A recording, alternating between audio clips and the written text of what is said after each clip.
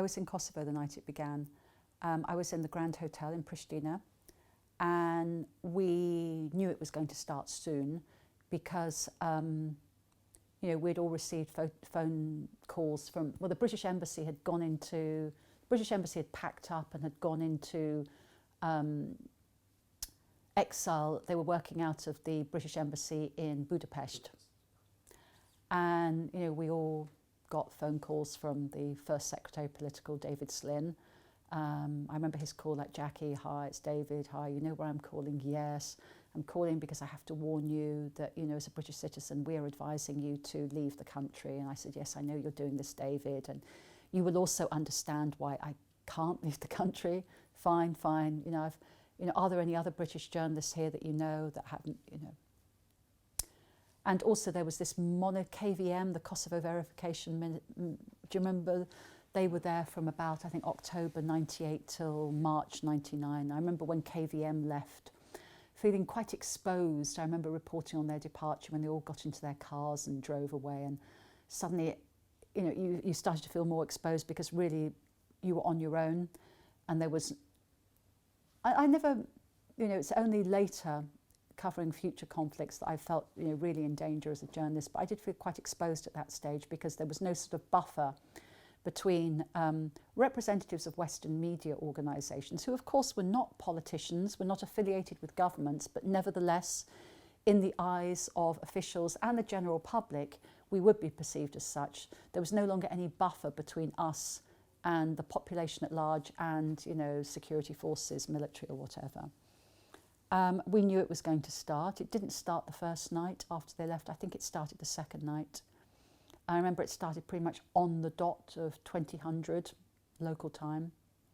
I remember very loud boom, very, very, very loud bangs, and being in a bedroom stroke office, within the Grand Hotel on a higher floor, and just looking out through the window and sort of seeing, explosions and flames, and the power went out in the hotel. All the electricity was turned off. So the hotel was in darkness. It also meant that we couldn't, we only had limited battery life. After a certain point, things would not be able to be recharged. And we broadcast for quite a while. And we were wandering around, the hotel in the dark between offices and things, I was getting phone calls from colleagues. It's all coming back to me now. I was getting phone calls from colleagues in the hotel who were getting detained and arrested. Had a phone call from a good friend and colleague of mine, Philip Smucker, an American journalist, who called me saying, like, Jacky, they've got me. I'm down in the dining room or whatever. They've arrested a lot of foreign journalists, and they were revoking visas and basically stamping kind of, out, persona non grata, or whatever the equivalent is in passports. And I'm not coming down to the dining room, but I was going upstairs. I was trying to find a couple of other colleagues, one of them, Orla Gearin, and actually Orla had been taken. Orla was taken from her. Orla was taken from her hotel bedroom, actually.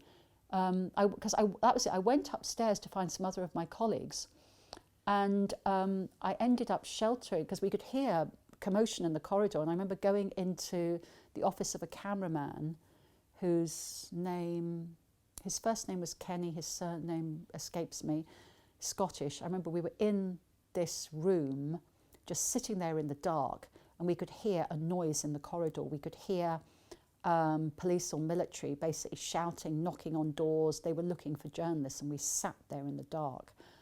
Were they going to come to this room? They didn't. We did, however, hear Orla Gearin being arrested from the new.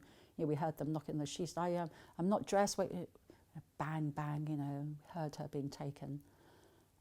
We just sat there in the dark waiting. And sometime afterwards, Orla reappeared, just showed passport, out. So we just, and I think the three of us slept in. The three of us stayed together in that room. Orla and I were on the bed, and Kenny was on the floor on the carpet. And And the next morning there was sort of semi kind of return to normality, and that, you know, power was back on. Went down to breakfast, you know, the staff were working, you know, they had kind of coffee and eggs or whatever is normal. But, you know, outside there were some people setting fire to CNN's car. I mean, it was